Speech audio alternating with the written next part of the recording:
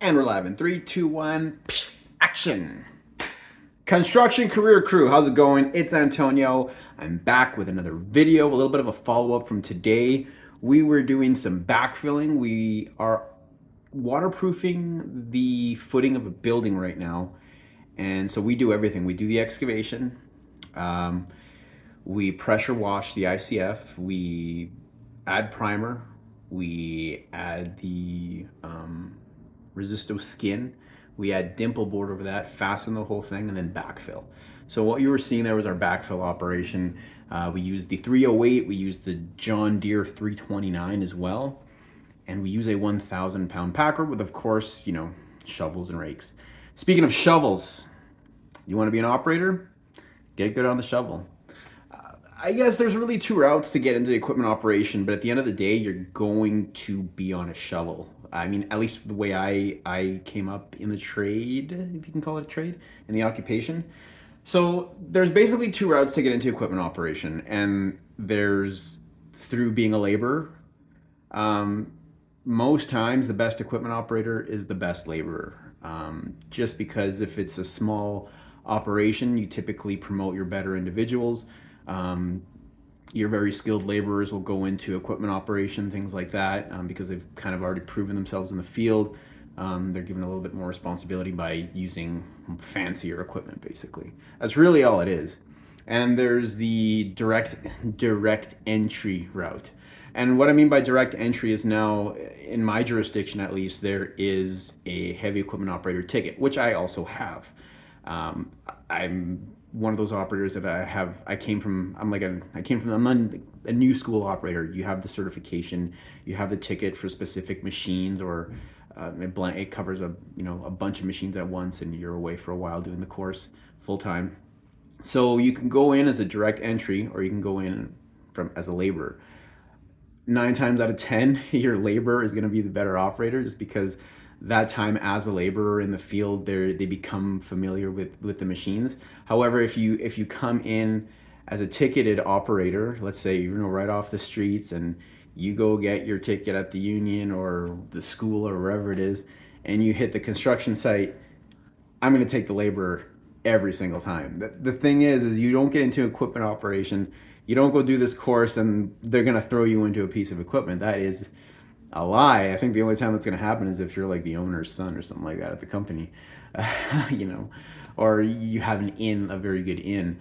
Typically, an operator from the street, let's say this happened to me, right? I was an office guy, and I went and got my ticket. Luckily, I'd done some landscaping and some laboring before that, before my office job. So when I went to go get my ticket, I kind of knew a little bit more, but there were guys there that didn't have any experience whatsoever. They go in, they get their ticket, and they're applying for heavy equipment operator positions. And that's kind of a really terrible way to go about it, because especially on both parties, the employer and the new employee. So you have this guy, he comes out of this school, he pays thousands, because these are expensive courses, thousands of dollars for this ticket, to get some machine hours. Gets hired by someone, hits the field, and the guy's literally doesn't know anything. Like, all he knows is how to turn the machine on and move it around a bit and articulate it somewhat. It takes hours, it takes years to get good in a machine. Like, to move those hydraulics smoothly, and to move all those things out, it takes time, seat time, right? So you got your new guy, he's got a ticket, he doesn't know what he's doing, he gets onto the field. It's a bad situation, because you're down productivity, you're increasing in costs, and you got this guy out there. And so I think experienced labor makes a better operator. However, again, it depends what operation you're in. If you're in a big money union operation, let's say you're doing a big pipeline job, the guy that just walks in with his ticket, they'll probably put him in a machine and just get him and just move it around, paying him huge money until he somewhat gets it, and then come bring him into the operation. In a smaller budget operation, you got no money, small group of guys, so who's gonna get that machine time? It's probably gonna be your best laborer, or somebody that's already got equipment operation experience. They're gonna take that. So that's why those are kind of the two camps of how to get in.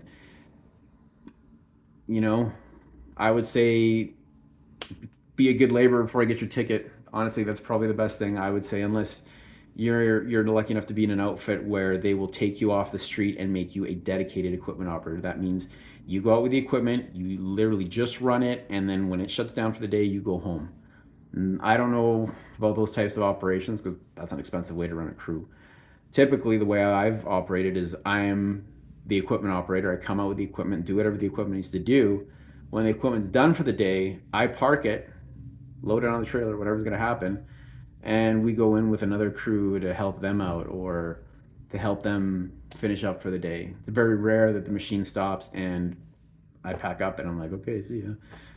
You know, if you are one of those operators that's in that type of environment, I know that a lot of times in sewer and water that's the case. Please comment below, educate me too. I'm a newbie. I'm a lead operator, but I haven't been lead for too long. Like I'm kind of just I'm established and kind of getting to that senior position. So let us know about that. So getting into operation, that's what it is. Get good on a shovel, be a good laborer, learn how to use a screwdriver, like learn a little bit of every trade. If you can learn a little bit about carpentry, a little bit about plumbing, all these things that are in the construction industry, that will make you a more attractive operator candidate. Whereas, you walk in, you don't know anything about construction, never walked on a site, the only experience you have is around equipment you did on your course. And, because usually I'll take the machine and they'll say, hey, can you go and fix the hoarding on this part of the building, or can you go and fasten this set of stairs over there? So I'll take the completed set of wooden stairs and I'll got to level screws, things like that, and take it over where it's got to go, have a laborer help me, connect it, and we do it. I do it, because I have the skills, so you use them. If I didn't have the skills, I don't know what kind of operator I would be. I don't even know if I would be on any sites, because at least where I'm from, it's hard to just be like, yeah, I'm super experienced operator and that's all I can do. I don't, like, you're usually working pipeline jobs, things like that. But again, comment below. That's really all I wanted to get out today in this quick video. Just kind of the two ways I think of getting into equipment operation. That's from like a completely green newbie standpoint. It's tough because they do put barriers up for you. It's hard to get in, like to even be considered a candidate.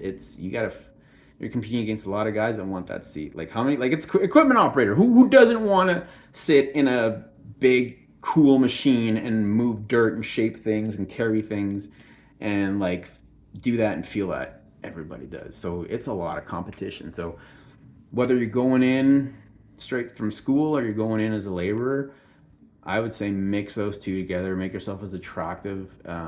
Load yourself up with skills. And then you'll be lucky enough to labor on a crew that's running equipment. And then, the way it works is you're going to be on that shovel, being a great laborer, using all those skills. And then someone's going to quit, someone's going to move up, someone's going to get fired. And it's going to be like, shit, we need an operator. Who are they going to look at?